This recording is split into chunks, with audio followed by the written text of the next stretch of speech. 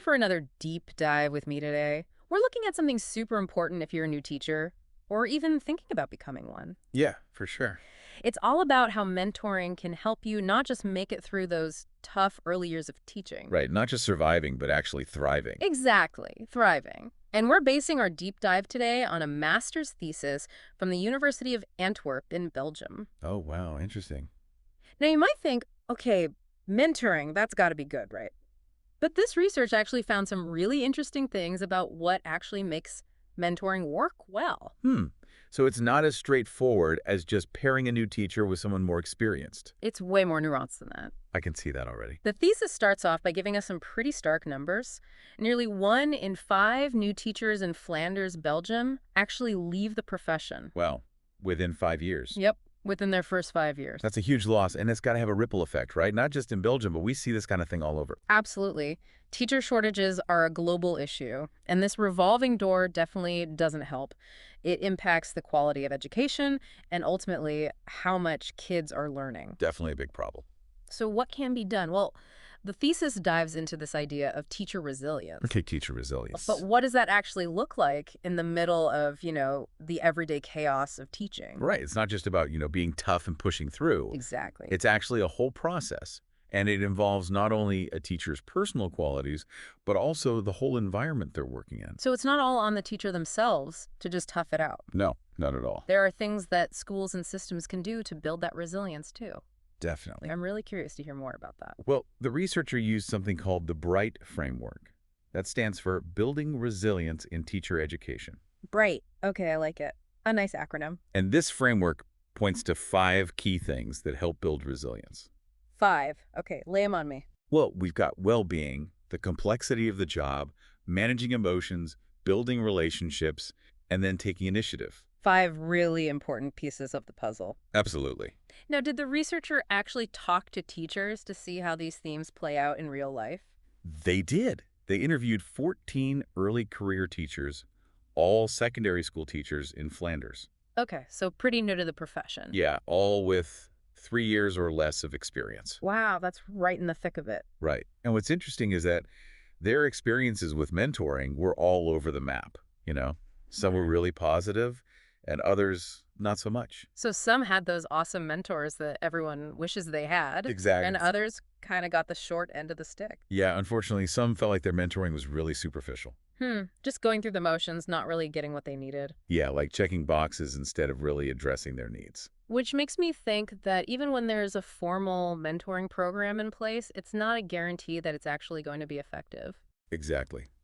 It really depends on so many factors. So let's unpack some of those factors. Sounds good. Let's start with well-being. I mean, teaching has a reputation for being really stressful, leading to burnout, right? Yeah, that's a big concern for sure. So what did the teachers say about that?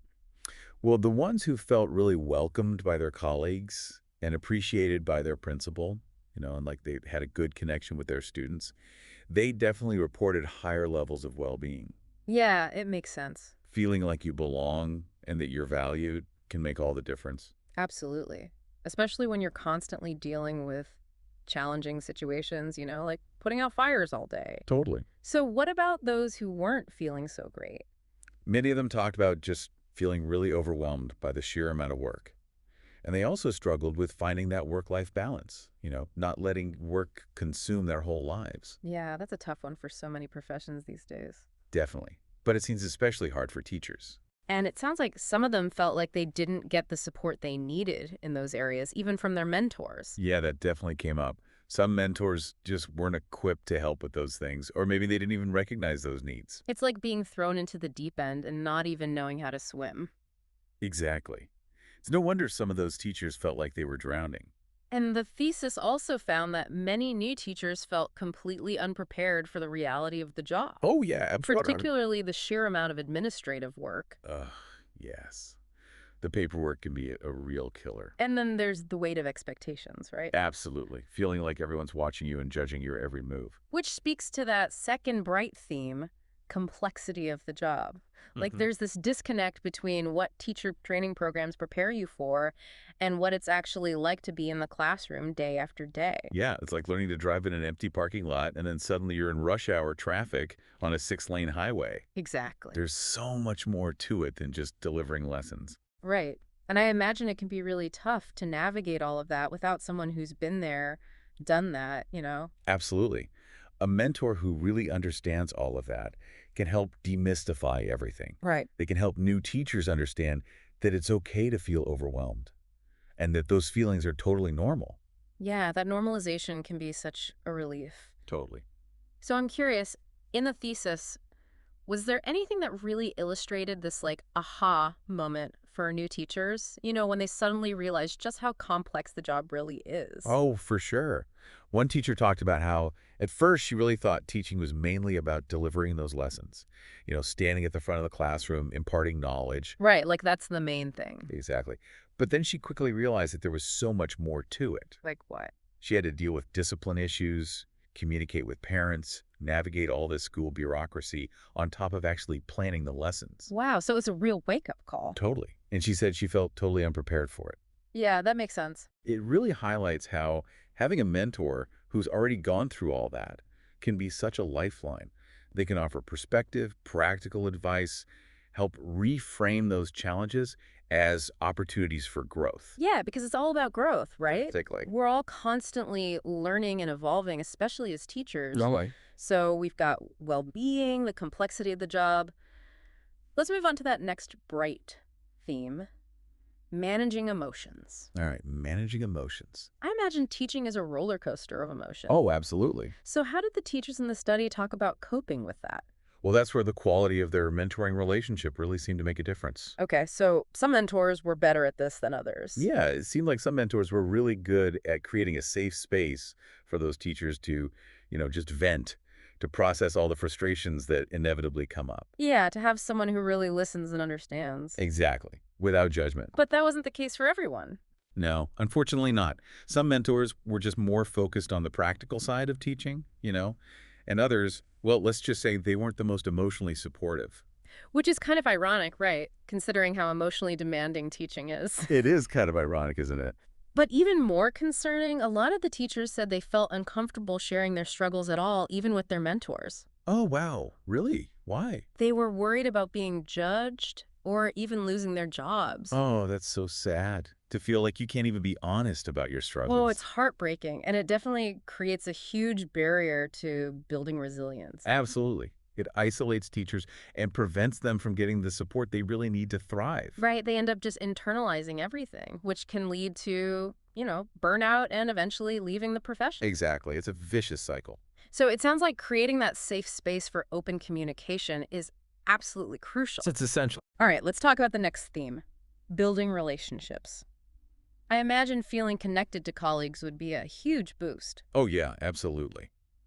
Especially when things are tough. Right, you need that support system. Totally.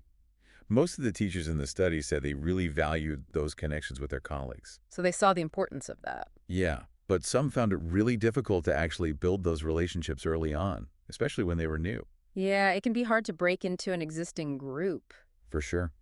And again, the role of the mentor seemed to play a big role in this. So some mentors were better at facilitating those connections. Yeah, some were really proactive about introducing the new teachers to other staff members, encouraging collaboration, making them feel like they were part of a team. While others just left them to figure it out on their own. Yeah, pretty much. Fun. And that can feel really isolating. Especially when you're in a new environment, right? Where everyone else already seems to know each other. Exactly. Did the researcher include any specific examples about how mentors helped or didn't help in this area? Oh, yeah, there's one story that really stood out. There's one teacher talk about how her mentor really helped her navigate a really tough situation with a parent. Oh, those can be so challenging. Right. She felt totally lost and overwhelmed, but her mentor was amazing. She helped her see things from the parent's perspective and gave her some practical strategies. It also boosted her confidence, I bet. Oh, yeah, for sure. And the teacher said that she wouldn't have survived that first year without her mentor's support. Wow, that's amazing. Right. It shows how a good mentor can really be a game changer. especially for those tricky situations that you just don't learn about in teacher training. Absolutely. Those real-world experiences are so valuable. Totally. So we've talked about well-being, the complexity of the job, managing emotions, and building relationships. What about that last theme, taking initiative? What did the research reveal about that? This one was particularly insightful. A lot of the teachers admitted that they were actually really hesitant to ask for help, even when they desperately needed it. Oh, wow. Why is that? They were afraid of seeming incompetent. Hmm.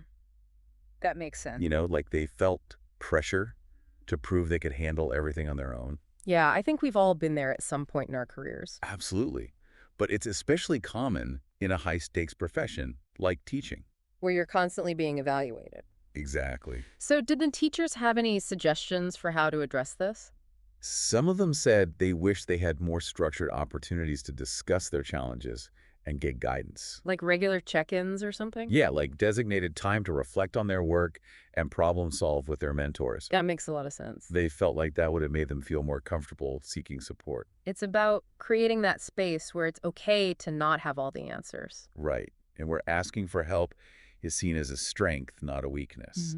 It makes me think about what kind of school culture is needed to really shift that mindset. Yeah, it's a cultural shift for sure. If asking for help was just seen as a normal part of the job, Exactly. imagine how much easier it would be for new teachers to get the support they need. It would make a huge difference. And it all comes down to fostering that growth mindset. Absolutely. Where everyone's learning and supporting each other. From the teachers to the administrators. Exactly. But that takes a real conscious effort from leadership. Yeah, to cultivate that kind of environment. It doesn't just happen by accident. This is already giving me so much to think about. I know, me too. It's really fascinating. And it sounds like this thesis goes even deeper into this idea of resilience. It does.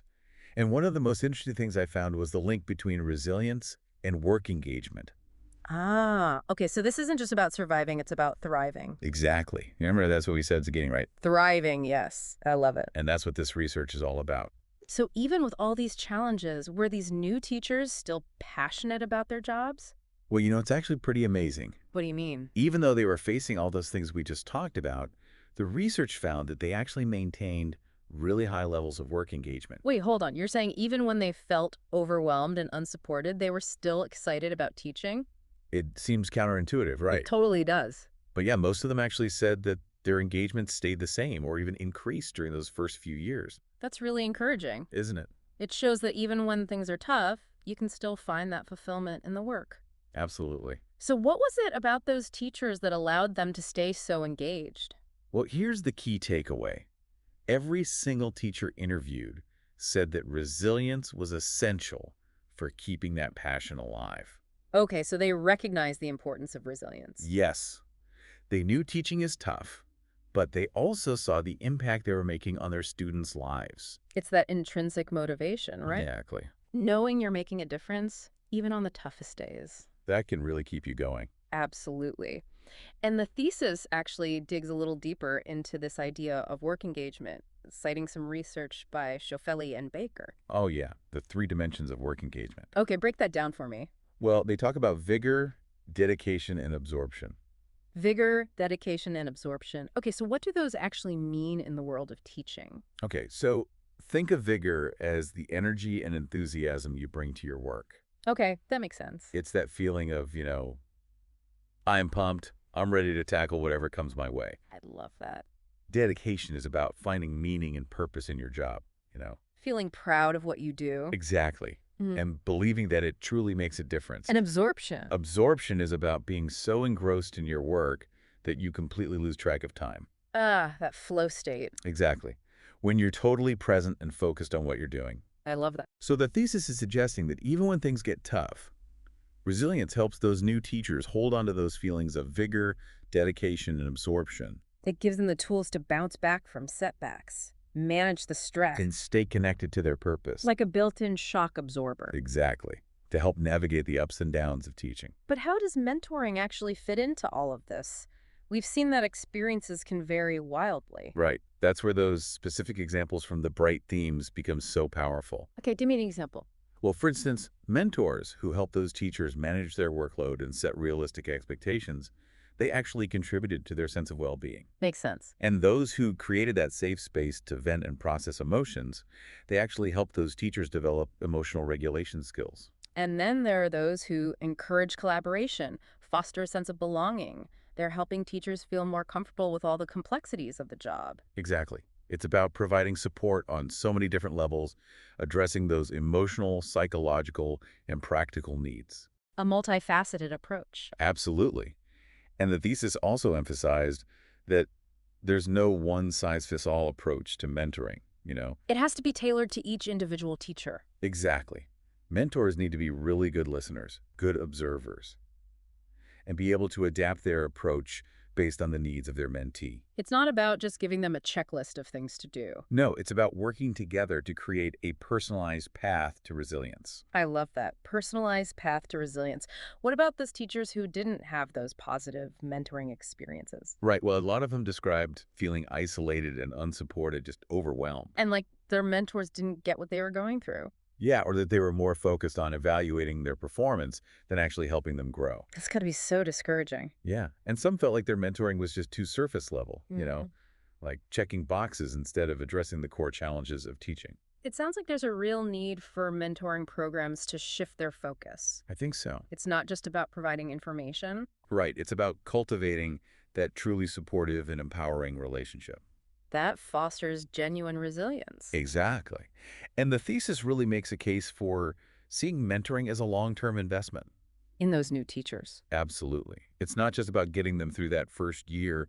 It's about supporting their well-being and development over time. It makes you wonder, if mentoring is so crucial, are we doing enough to train and support the mentors themselves? That's a great question.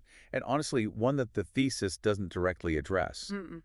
Interesting. But clearly, being an effective mentor takes a special set of skills. Right? Absolutely. It's not just about being a good teacher yourself. Exactly. You have to be able to guide and empower someone else on their journey. And that requires a certain level of self-awareness and vulnerability, right? Totally.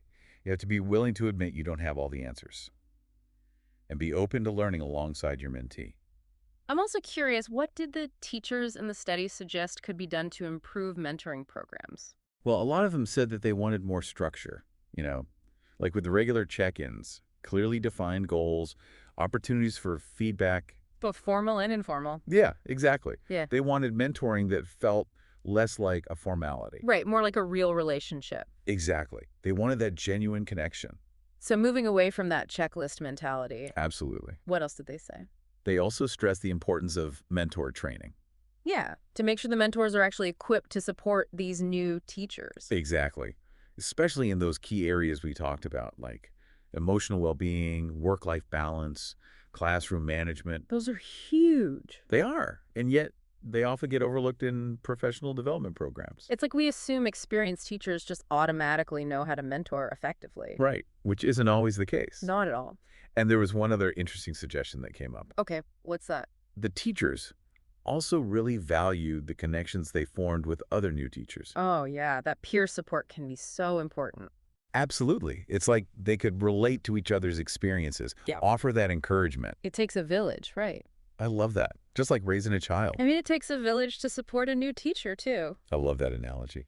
And schools need to create a culture where everyone feels responsible for supporting new teachers, not just the assigned mentor.